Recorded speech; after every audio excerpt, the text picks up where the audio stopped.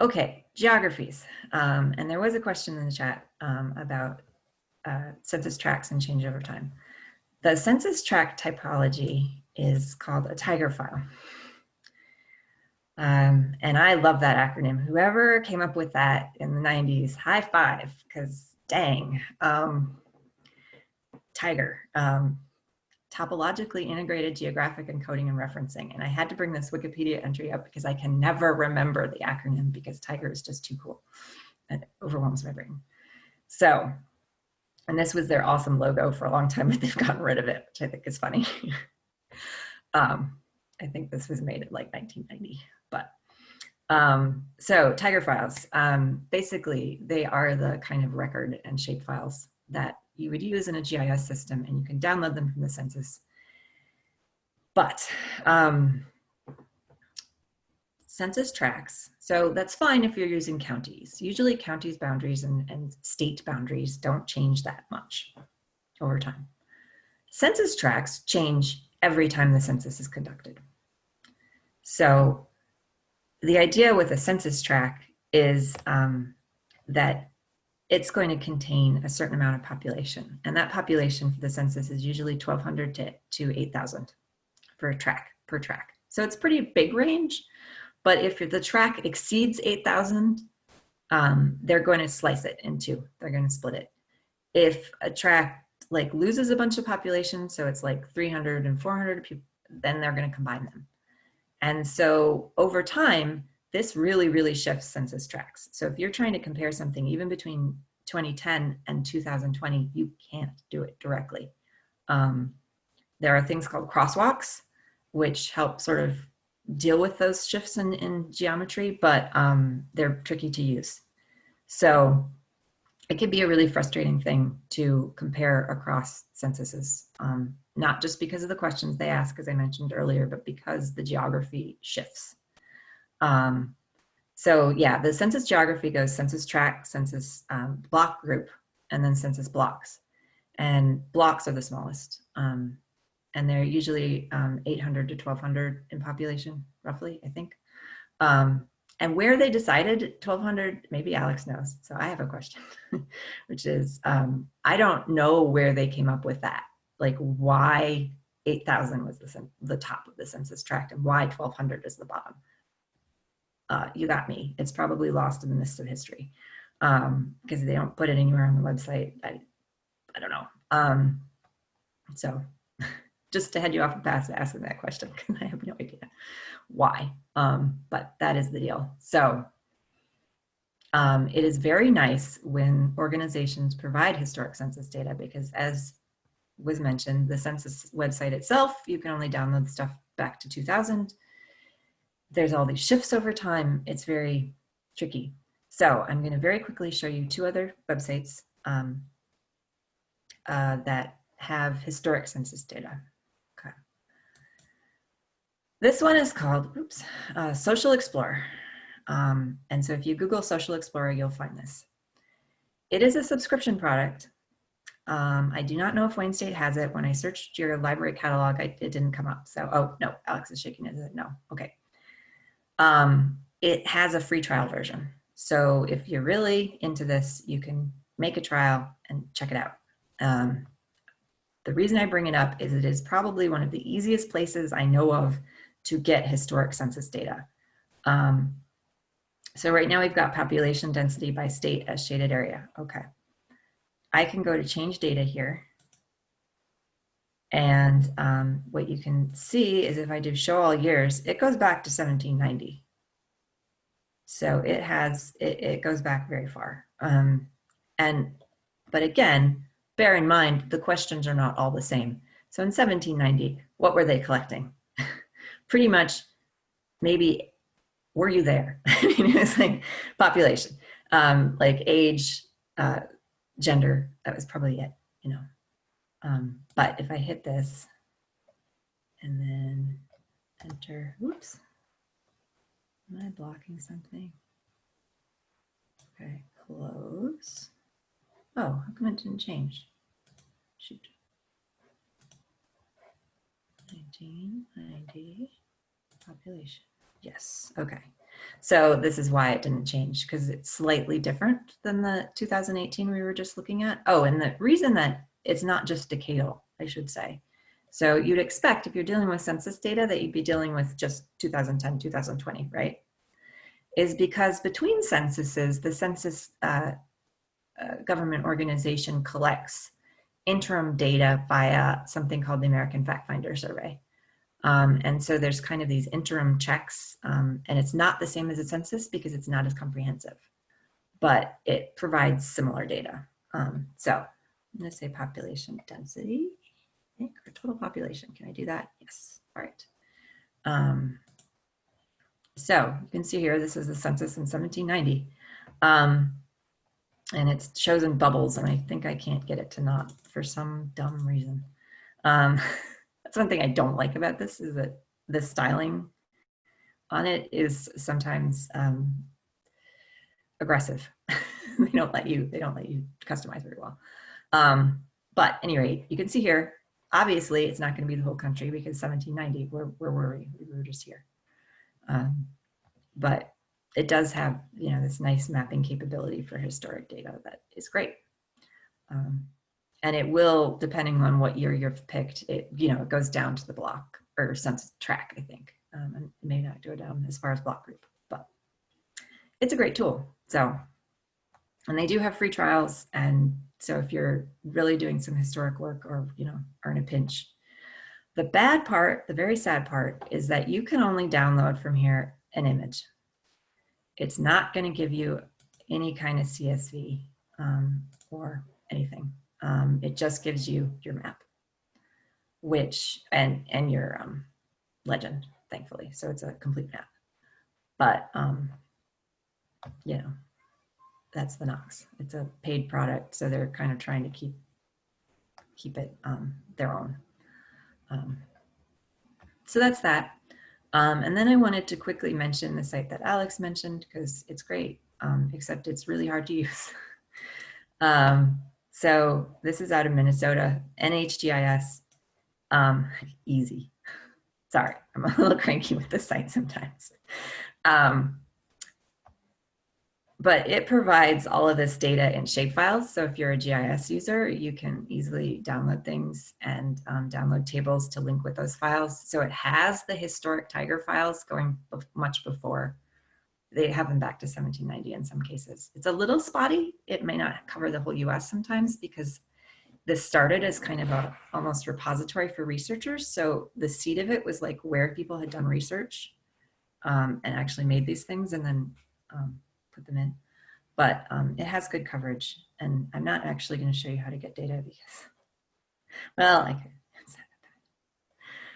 It's very similar to what the census site is. Oh, and it looks like they've improved it slightly. Ooh. Oh, and they give a how-to now. This is all very good. I haven't looked at this in like a few months. That's the other thing about all of these things. They change continually. That Social Explorer site I just showed you, when I checked it out last night, they had changed the interface since the last time I used it. And the last time I used it was only 3 months ago. So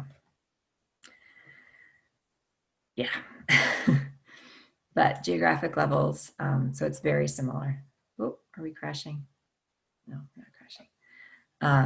So county subdivisions, you've got all these things again. I'll do the county. Submit. So we've got that one. We can do years. And yeah, all these different years. And it'll give ranges and things, but let's do this because I know there's data for 2010. And it'll, yeah.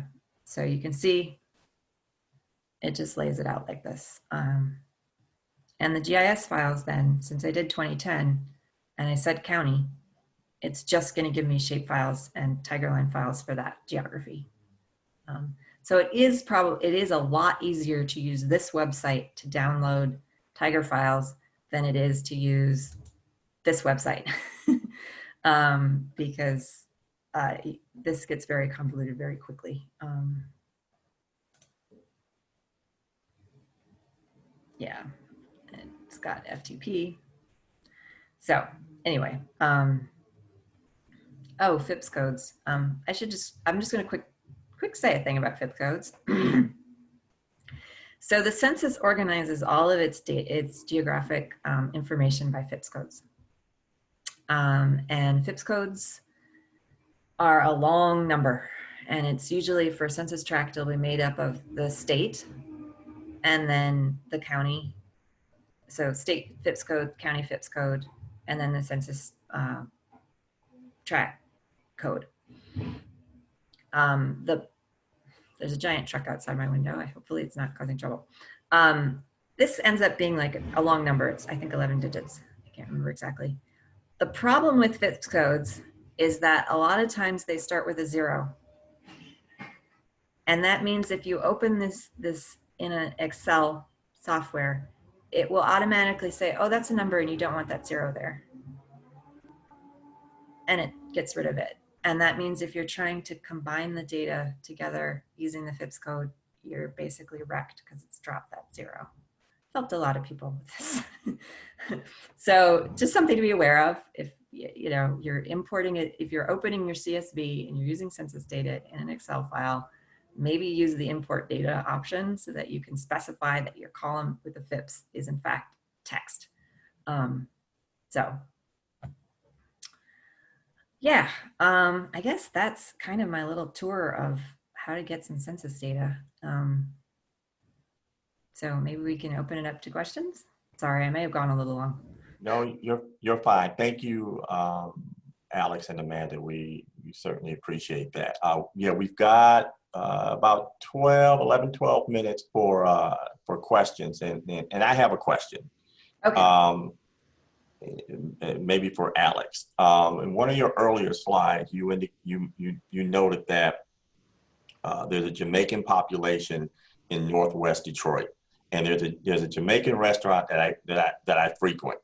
And one day I was sitting in front waiting for my curried goat, and I got to thinking, why here?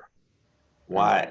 And so, can we determine? Is there a way to determine from a census map why particular populations end up where they end up, or is it just? Well, no, I think you have to combine. You know, you'd have to look at a lot of things. Okay. I mean, you could sort of make a case for it if historically maybe the Jamaican population was high, and so this is just a continuation of a past trend. But why the trend started? I mean, it's that's just when you call the anthropology department. Okay. Yeah, that's when you try and figure it out and ask people and talk to people. I will say that a lot of times those sort of demographic blips too. I mean, I'm from the Twin Cities. St. Paul has a huge Hmong population and a huge Somali population. And part of the reason for that is that government relocation programs target certain cities for certain populations. And they made a designation that Minnesota was agrarian and the Hmong people were agrarian. And so they sort of targeted matching those populations who were coming in with the place. So, you know, but that's, you know, it's going to vary by every population in every place. So, okay. Yeah, it's funny you would mention that. I brought that question up last time. How do groups end up where they end up at? And so we've got several questions that came in, so we're going to try to blow through them in the next few minutes. And first question, general question: how does the Census Bureau determine what data is used? Because one of the questions, I think, Amanda, you mentioned the zip codes and the problem. Oh, what geography is used? Yeah, geography or data points. How determine? Well, as I mentioned, so it all sort of stems from the census blocks and the census tracts. Okay. So that's your base unit, kind of. That's the number that the census is really concerned about because that's how they collect the data. And that shifts over time. The sort of what's on top of that, so the zip codes and things, they've aggregated the census tract data on those geographies. So they've sort of attached them to those geographies and summarized them for those geographies. And how they pick those, that changes over time. And I don't actually have a good answer for that. I imagine some of it's somewhat political. Right. Like, do they include Native American reservations as a separate or, thing? I think that has shifted over time, and maybe Alex has some commentary on that. Well, the one thing I do want to note is going back to the issue with zip codes is the census actually has to create a geography because a zip code is a route, not a shape. So they create the zip code tabulation areas. So in the census data, you'll find that abbreviated as ZCTA. And sometimes that trips people up because they're like, well, where'd my zip code go? Right. Or if you try to download zip code data from the census, there's no data because it's all in the zip code tabulation areas. Right. And the zip code tabulation areas, if you're trying to compare that to, say, some data that a business has collected, there's different, they may be using a different geometry than the census. Because zip codes are a root, there's all kinds of ways of making them into polygons, and that varies. So the census has their one way, and then maybe Gallup or whatever has another way. Okay. The next question, what are the pitfalls of using census data in public health policy? Does it need to be paired with additional sources?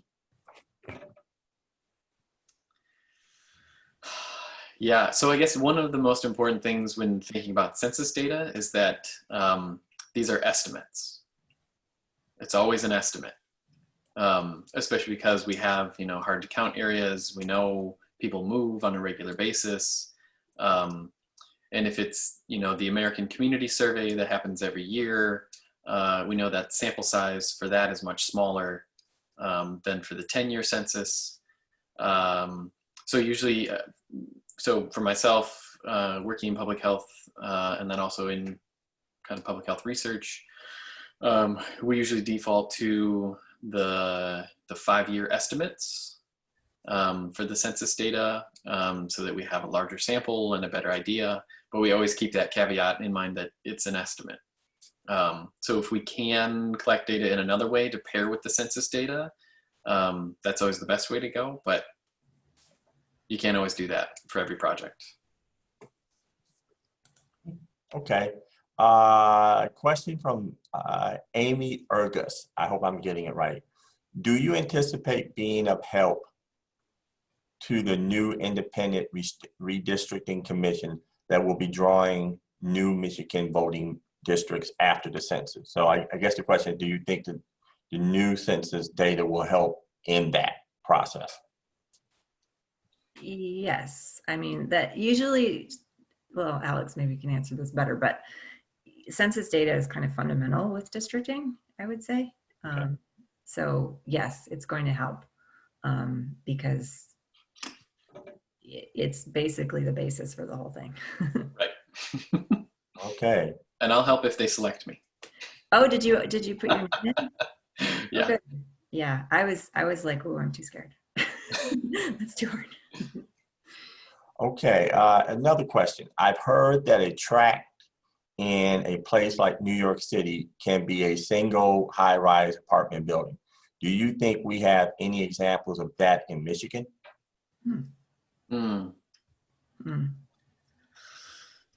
Probably not to that degree because we don't have that density. But I'd say a good example for Michigan is just looking at Detroit, where you have, some 300 census tracts compared to the UP that has, 70 for the entire landmass. Okay. Another question. Why doesn't the census make ACS data available at census block level? Who can we reach out to in order to get data we need?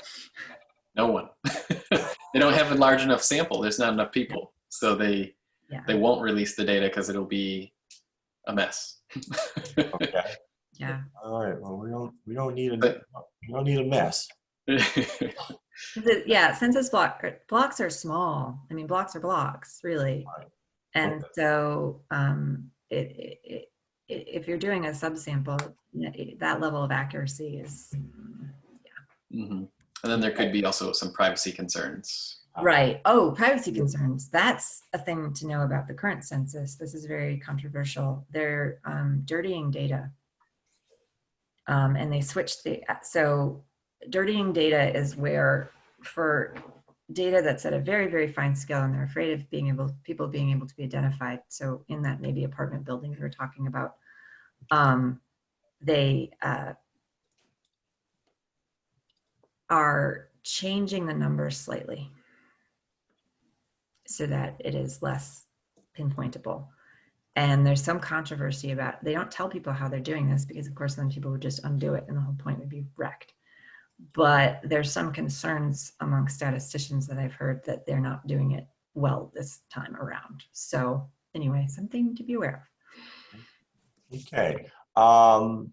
We are going to, we've got about 3 minutes. We're going to conclude on the question Q&A Mike, portion. if people are, Go ahead.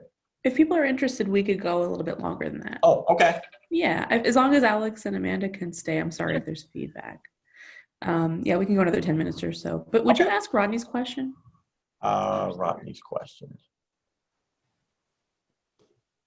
Which one is Rodney's question? It's the one that starts out, "Good morning, I'm the chair." Oh, okay. Yeah. All right. Okay. Good morning. I am the chair of the City of Pontiac 2020 Census Complete Count Committee.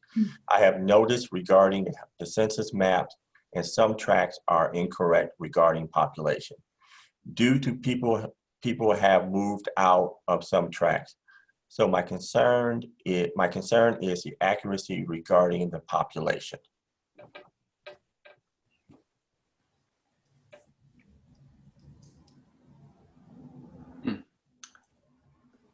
So, yeah, so it looks like the maps that they currently have don't currently reflect the population or the tracts because some people have moved out. So he's concerned about the population being accurately counted.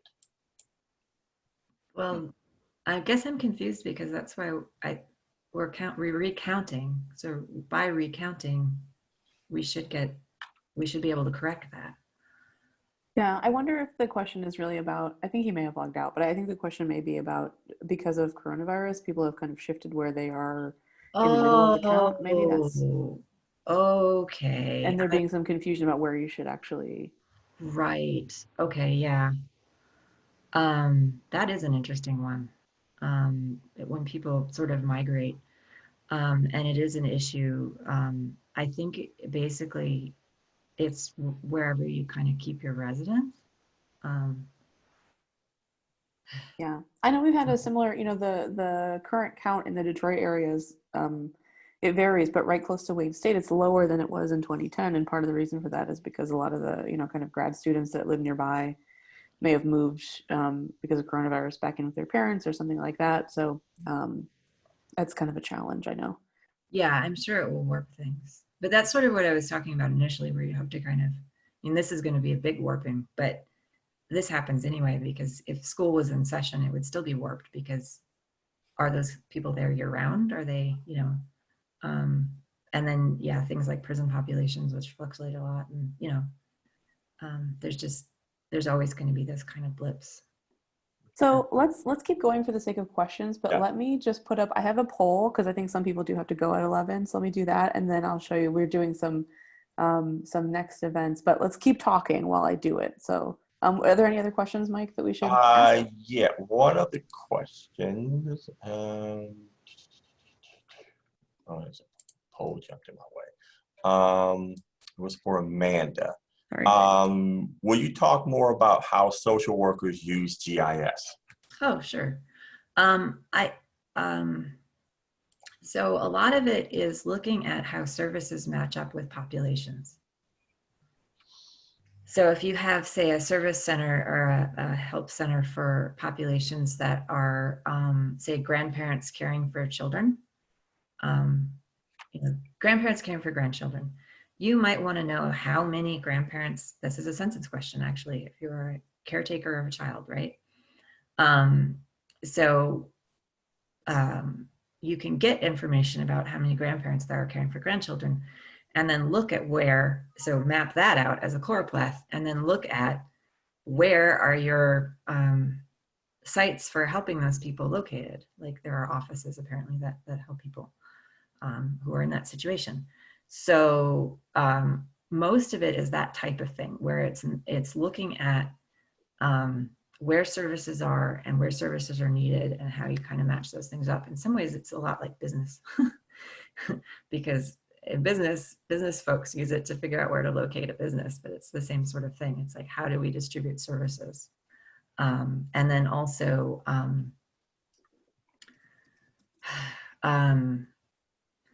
things around like Senate districts and just how money is distributed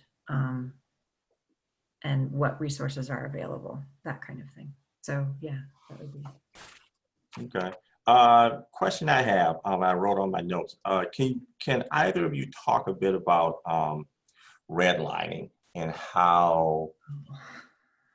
what role does it continue to play in, as you were talking about, Amanda, businesses and services and who gets access to these? So, well, Alex, do you want to have a go or should I jump in? Because we can, well, anyway. So redlining was done with a different set of maps than the census. It was its own independent kind of census in a way. It was a thing called HOLC, Home Owners Loan Corporation did this.